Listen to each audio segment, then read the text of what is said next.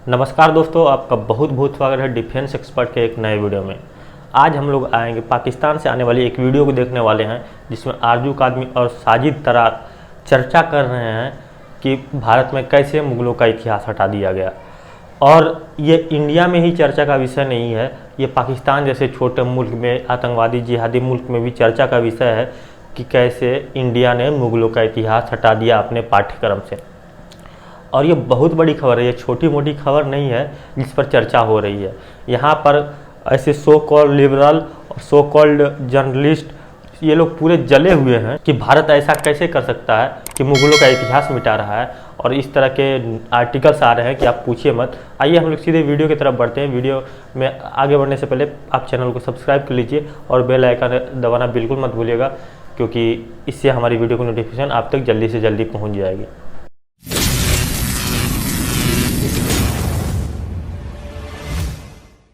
लेकिन सर, अगर हम बात करें थोड़ी सी भारत की, वहां पे जैसे हमारे यहाँ टेक्स्ट बुक्स पे अक्सर एतराज होता रहता है कि कुछ ना कुछ गलत होता है। सर, वहां से वो सुनने में आ रहा है कि जो मुगल्स थे उनके बारे में जो कुछ टेक्स्ट बुक्स में वो हटाया जा रहा है।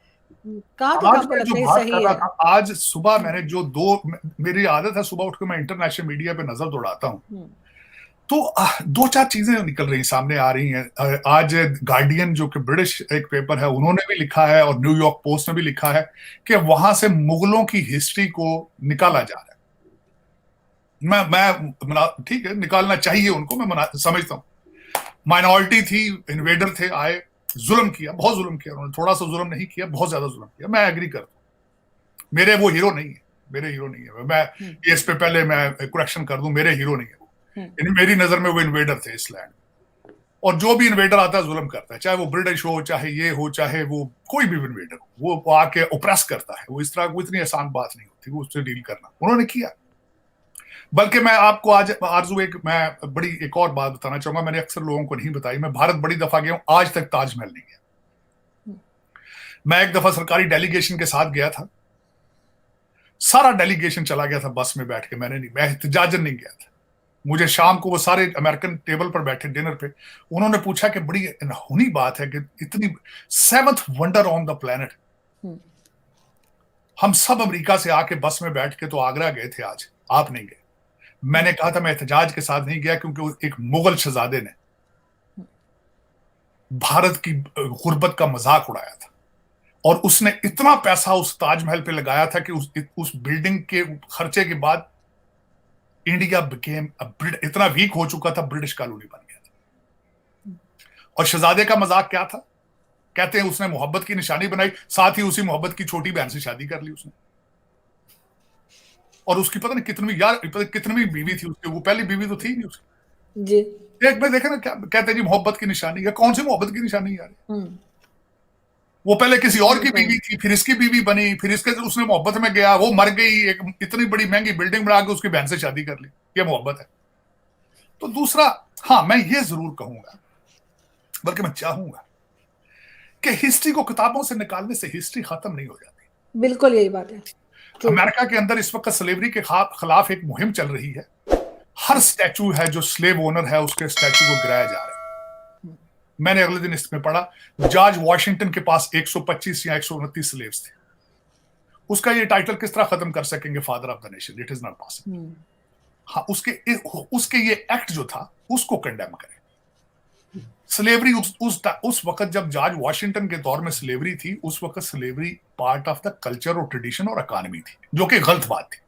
उस प्रैक्टिस को कंडेम करें।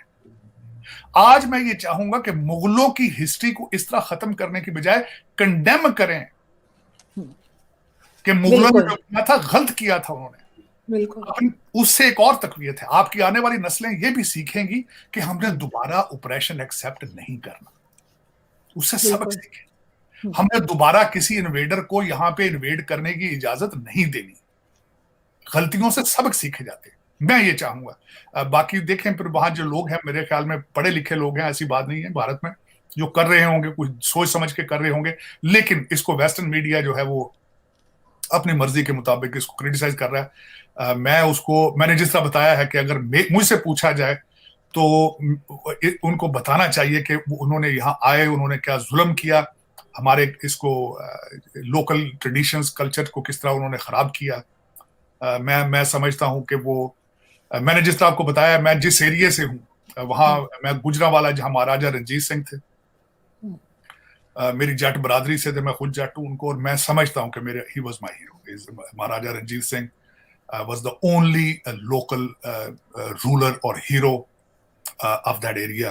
एंड उसके बाद दुल्ला भट्टी बड़े मशहूर हैं, वो जट बरादरी से थे, ही वाज अगेंस्ट मुगल्स। दूसरा ये कि मैं जिस तरह जो कुछ भी मुगलों ने किया, एक मुगल तो नहीं आए ना यहाँ पे, तो फिर इन्होंने, हमारे पठान भाइयों ने जो पहाड़ों से उतरते थे, इन्होंने तो फिर एक कारोबार बना लिया ना। और एक जुल्म नहीं करते रहे, हजारों जुल्म किए हैं इन्होंने। हमारी बच्चियां यहाँ से लेके जाते, काबुल में बाजार लगता था लड़कियों का। मैं क्या बताऊं, ये कहते, फिर ये मौलवी के लोग कहते हैं हमारे ये हीरो हैं। हीरो है इनमें जो आपके यहाँ पे रूलर रहे हैं आरजू, उनके हर एक के अंदर, हरम के अंदर 300-300 खवातीन होती थी। हर खान भाई जो पहाड़ियों से उतर के आया वो शराब का शौकीन था, वो शराब पीता था, वाइन पीते थे।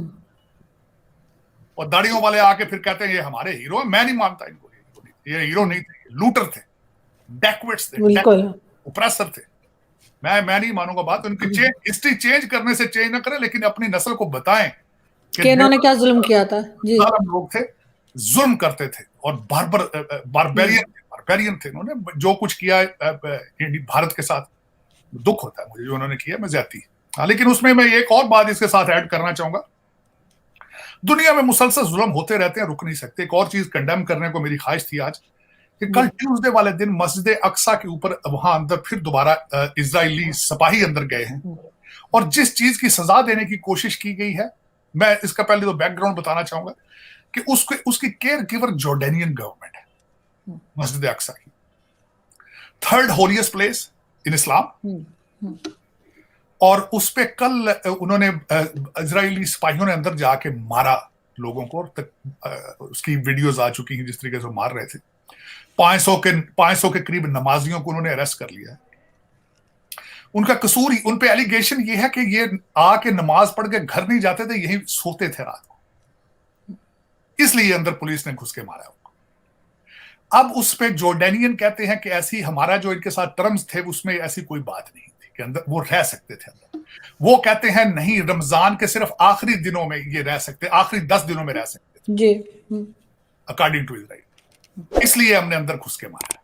लेकिन रमजान के महीने में अंदर घुस के मारना, और आज आपका पास ओवर है, पास ओवर से एक दिन पहले अंदर घुस के मारना, आप बंदूकों के साथ थे और आप एतराज कर रहे हैं कि उन्होंने अंदर पत्थर इकट्ठे किए हुए थे, अंदर उन्होंने पटाखे शुरलियां जो थी वो आपकी वो थी उनके पास।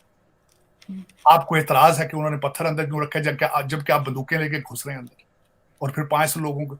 दूसरी साइड पे आप इस वक्त मिडिल ईस्ट के साथ लवी डबी हैं, दूसरी तरफ आप यूएई के अंदर आप तिजारत कर रहे हैं, दूसरी तरफ मोहम्मद बिन सुलमान आपको हीरो बना रहा है। लेकिन दर हकीकत आरजू, मैं आज फिर एक बात कहूंगा, इजराइल के पास क्लीन चिट है करने की। मोहम्मद बिन सुलमान जो है उनका और इस्लामिक वर्ल्ड का इनके साथ डील ये है, वही डील है जो जरदारी साहब की अमेरिकन के साथ थी। आप ड्रोन हमले करते जाओ, हम मुजम्मत करते जाएंगे। अगर ये डील ना हो, इनकी जरूरत नहीं थी इस तरह रमजान में अंदर घुस के मारते। लेकिन टर्की ने आज उसके खिलाफ बड़ा टफ स्टैंड लिया है, जॉर्डन वालों ने भी क्लैरिफाई किया है। लेकिन मोहम्मद बिन सुलमान हमारा जो अगला हीरो बनना चाहता है टर्की को क्रॉस करके, उसकी तरफ से कोई इसका ना मुजम्मत आई है ना बयान है। और मुजम्मत शायद आ भी जाए, क्या फर्क पड़ता है, वही है ना, हम मुजम्मत करते रहेंगे, आप मारते रहो। तो ये दर हकीकत मैं ये भी बताना चाहूंगा कि ये भी दुनिया को खराब करता है जब इस वक्त मुल्क अपनी मर्जी, अपने इंटरेस्ट बेस्ड डिसीजन जब लेते हैं, तो फिर इसी तरह होता है। आप कुछ मगर सर ये तो सऊदी अरब में भी होता है। वो कहते हैं नमाज के बाद मस्जिद को ताला लगा देते हैं, बाहर निकलो। और इस वक्त रमजान में भी सऊदी अरब ने कह के रखा है कि जी लाउड स्पीकर इस्तेमाल नहीं होगा, लोग वहाँ मजमा नहीं लगा सकते, और बस नमाज पढ़ें और तरावी पढ़ें और उसके बाद अपने घरों को जाएं। अगर ये चीज मना थी और उसके बाद भी अगर वो मस्जिद के अंदर पत्थर लेके बैठेंगे, तो दूसरी तरफ से अगर इस किस्म का एक्शन लिया जाएगा तो जाहिर है वो तो विलन ही बन जाएंगे ना इजराइल वाले। दो चीजें आरज़ू उसमें मैं बताना चाहूंगा। एक तो जो जॉर्डेनियन उनके जो केयर गिवर हैं, जो इस वक्त उसके, वो कहते हैं ऐसी कोई शर्त मौजूद नहीं, नंबर 1। अब दूसरी बात उसमें ये कहूंगा कि इनको इतराज था तो उनकी एंट्री बंद कर देते, घेरा डाल लेते, अंदर घुस के मारने की जरूरत नहीं थी। 2, तीसरी, आज इन्होंने फिर उस पर कंडीशन लगा दी है 30 साल से नीचे उम्र का अंदर बंदा एंटर नहीं हो सकता, बूढ़े बेशक अंदर चले जाए। लेकिन चले ठीक है, हो सकता है उन्होंने खिलाफ वर्जी की हो, मैं मानता हूं, मैं ये नहीं कहता कि अंदर वो को बड़े दूध के धुले हुए थे, लेकिन अंदर घुस के उनको मारना जरूरी था। रमजान के महीने में वार्निंग देते, बिजली काट देते उनकी, पानी बंद कर देते उनका, घेरा डाल लेते, ना अंदर जाने देते ना निकलने देते। लेकिन कैमरों के ऊपर अंदर घुस के मारना, वो भी एक होलीएस्ट प्लेस पे, there is no justification for that. Ramzan के महीने मैं मान लिया बात आप सही कह रही होंगी, ठीक है, कोई बात नहीं भाई, उनको मारो ना कमरों के ऊपर, कैमरों के ऊपर घेरा डाल लो ना, घेरे तो वैसे भी डाल के बैठे हो आप वहां, आप बिजली काट दो उनकी, क्या कर लेंगे, पानी बंद कर दूंगा, क्या कर लेंगे। सही। लेकिन मैं आरजू ये कहता हूं, दर हकीकत जज्बात का, फिर भी किसी भी मजहब का, मैं ये नहीं कह रहा हूं कि मस्जिद, मैं कहता हूं कुछ मंदिर होता वो यार, मैं होता हूं गुरुद्वारा हो, चर्च हो, अंदर घुस के मारना, खासकर रमजान का महीना जब पता हो कि अंदर रोजे रख के बैठेंगे। मैंने मान ली बात, रात रहते थे ना वहां पे, कौन सा अंदर एटम बम बना रहे थे वो, पत्थर रख के बैठे हुए थे ना, आप तो क्लाशनकोफ में, आप तो असला लेके घुसे ना अंदर, क्या कर रहे थे वो तो वैसे ही करप्ट कौम है यार, मैं वो बता रहा हूं, अगर उनके पास इतनी ताकत होती तो वो इस तरह जुल्म सहते, वो तो खुद करप्ट है। पनामा लीक्स के अंदर आपके वो हमास वालों के सबके नाम थे उसमें, ये तो यूनाइटेड नेशन का जितना पैसा जाता है उन करप्शन में खा जाते हैं वो। उन्होंने पहले अपनी जमीनें इजराइलियों को बेची हैं यहूदी।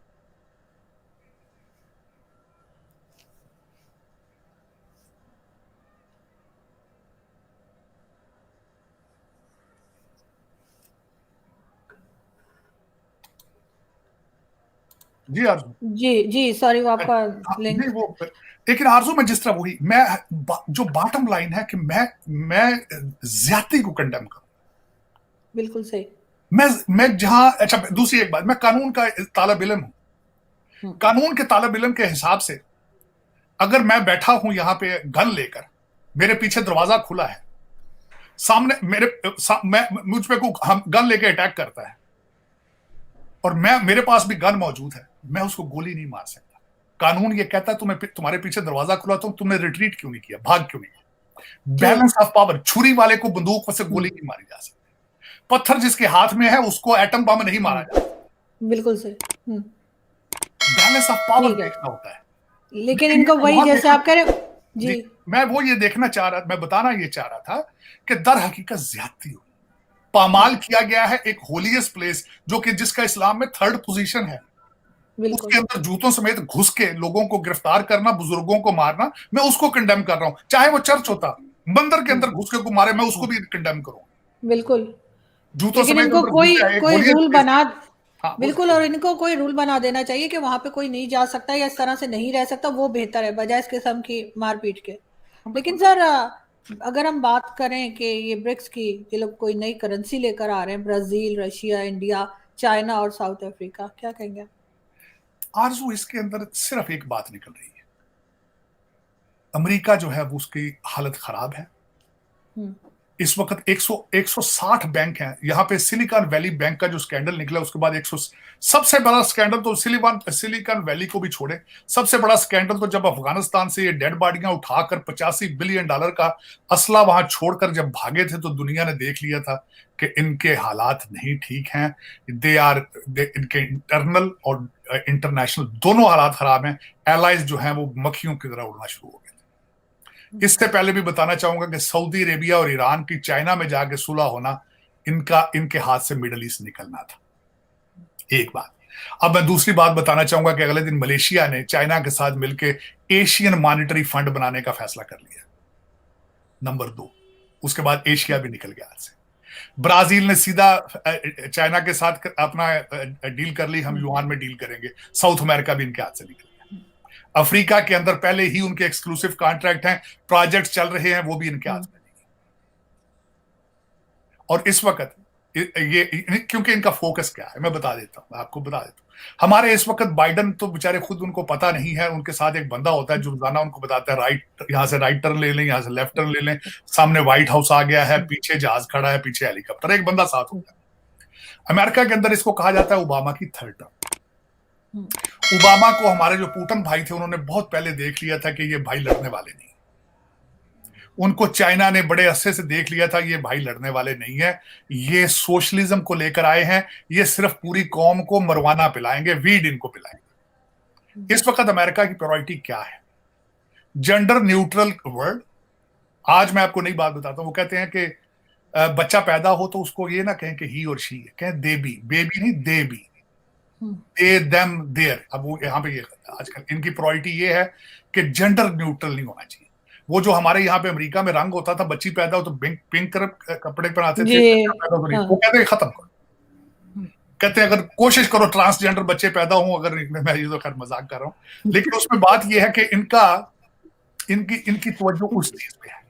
इनकी इस वक्त नंबर 2 प्रायोरिटी है कि ओपन ड्रग मार्केट्स, कहते हैं ड्रग लीगलाइज करें। नंबर 3 प्रायोरिटी है पुलिस का डिपार्टमेंट खत्म कर दिया जाए। जिस तरह स्वीडन नॉर्वे के अंदर जेलें हैं, सारा दिन लोग घूमते फिरते हैं, रात को सोने के लिए आते हैं। तीसरा इनका प्रोजेक्ट हो। चौथा, हमारी मैडम हिलरी क्लिंटन ऑर्डर देगी थी कि globalization, world without borders, one currency तो अब इनकी रहेगी। वो वन करेंसी के चक्कर में डॉलर खत्म हो रहा है। तो दर हकीकत इनका टोटल फोकस इंटरनल है। इनका इलेक्शन को मैनिपुलेट किस तरह करना है, डोनाल्ड ट्रंप को पकड़ना किस तरह है, रिपब्लिकन्स को वो कहते हैं केजीबी स्टाइल पकड़कर जेलों में डालो, जो मजहब की बात करे उसको मारो, थप्पड़ों से मारो। सोशलिस्ट कहते हैं एजेंडा, सोशलिस्ट। तो जब ये आपकी बुनियादें हों, आपकी हर जगह के अंदर, हर जगह पे आपकी इंटेलिजेंस फेलियर हो, सबसे पहले इन्होंने जुर्म ये किया था वेपन ऑफ मास डिस्ट्रक्शन। मिला weapon of mass destruction, intelligence failure. उसके रिजल्ट में क्या है? इराक इस वक्त जो है वो टेररिस्ट का घर है, लीबिया टेररिस्ट का घर है, अफगानिस्तान टूट चुका है। ये तीनों इनके इंटेलिजेंस फेलियर है। फिर ये यूक्रेन के बारे में कहते थे कि 3 दिन में खत्म हो जाएगा, कीव गिर जाएगा। वो आज भी लड़ रहे हैं। सबसे ज्यादा पैसा उनको दे दिया। आईएमएफ ने आपको पैसे नहीं दे रहे, यूक्रेन को कर्जा दे दिया 15.6 बिलियन। बिल्कुल ऐसा ही। तो ये जब मुमालिक की ये आप क्या ले कौन साथ जाएंगे? जापान आज रशिया से तेल ले रहा है, मिक्रान आज चाइना में बैठा है, क्योंकि सर उनको पता है ना कि पाकिस्तान इनकी करेंसी में अब हर मुल्क की अपनी करेंसी होगी, इनकी नहीं होगी। 18 कंट्री जो है वो कहते हैं हम इंडियन रुपी में आपसे डील करेंगे। बिल्कुल 18 कंट्री कहते हैं हम इंडियन करेंसी में डील करेंगे। और दूसरा नेटो कह रहा है इंडिया को कि आप नेटो की मेंबरशिप ले लो। देखें आप ये करेंसी तो दुख के साथ कहूंगा, मेरा मुल्क है अमेरिका, इसमें मुझे 36 साल हो गए इस मुल्क में रहते हुए। दुख होता है जिस मुल्क के साथ आपको इतना वालिहाना प्यार हो, मोहब्बत हो, जब आप उसको डूबते देखें तो दुख होता है। डूबते देखें। मेरे साथ 2 ट्रेजेडीज हैं आरजू। मादरे मिल्लत के आप कपड़े फाड़ रहे हैं 76 साल से, तो होम कंट्री जो है उसको अब चाइना ने पांव कहते हैं घुटनों के बल कर दिए। चाइना ने हमारा सर अमेरिकन का अपने घुटनों में दबा के जूते मार रहे हैं। ये हालत है हमारी। और इनके पास कोई काउंटर प्लान नहीं है। मैं वॉशिंगटन डीसी में बैठा हूं आरजू, कोई काउंटर प्लान, कोई परेशानी, कोई फिक्र हो, कौम को बताएं कि नहीं हम ये कर रहे हैं, कुछ भी नहीं। अब मैं आखिरी बात कहूंगा, आखिरी बात, इनका अगले दिन इन्होंने यहां पे एक मिसाइल का तजर्बा किया, हाइपरसोनिक मिसाइल, लॉकहीड मार्टिन ने किया, फेल हो गया। वो अपने पीछे मास्टर कंप्यूटर के साथ कम्युनिकेट ही नहीं कर सका। ये होता है जब आपके दिन बुरे आ जाएं तो आपके मिसाइलों के तजर्बे भी नाकाम। और नॉर्थ कोरिया ने पिछले 6 महीने में 77 मिसाइल तजर्बे की, 77। जापान की आज बात बताता हूं, वहां पे एक बंकर बिल बना रहे हैं। वो कहते हैं नहीं बंकर बनाए। उसकी वजह यह है कि जब ये गई थी हमारी मैडम नैन्सी पेलोसी ताइवान में, तो उन्होंने ऊपर से मिसाइल की थी बारिश। कई मिसाइल जापान के ऊपर से गुजर के दूसरी साइड पे जाके गिरे हैं। और जापान के अंदर प्रॉब्लम यह है क्योंकि ज्यादातर रेल्स जो है वो अबव द रोड है, अबव द अर्थ है, ग्राउंड है। वहां पे नीचे बंकर में महफूज नहीं किया जा सकता। घरों के नीचे बेसमेंट नहीं है। अब उनको फिक्र है कि कहीं दोबारा ये होगा काम। बंकर बिल पेश हो गया। आपके एलाइज इस तरह थर-थर कांप रहे हैं चाइना से इस वक्त, थर-थर कांप। और आपके पास प्रोटेक्शन कर रही है। आपके पास सबसे बड़ी बात है, यूक्रेन को ये टैंक देना चाहते थे कि उन्होंने कहा टैंक दे, इनकी इन्वेंटरी में टैंक ही नहीं थे। अपनी इन्वेंटरी ही नहीं है डिफेंस की, क्योंकि सारी इन्वेंटरी तो सारी अपने पठान भाई अफगानिस्तान को दे आए, $85 बिलियन गिफ्ट में दे आए ना। वो तो बिकेगी। बिल्कुल छोड़कर आ गए बिल्कुल वहां पर। देखिए जी बात है, वो चीजें 3 चीजें बता दूंगा, अभी प्रेडिक्ट करना चाहूंगा। जी यूक्रेन को जितना पैसा अमेरिका से जा रहा है सारा लंदन और दुबई में जाएगा, नंबर 1। जितना असला यूक्रेन और अफगानिस्तान में है, टेररिस्ट की ब्लैक मार्केट लगेगी, वहां बिकेगी। अफगानिस्तान का असला और जो यूक्रेन को सारी दुनिया दे रही है, ये सारा टेररिस्ट खरीदेंगे ब्लैक मार्केट, मैं गारंटी कर देता हूं।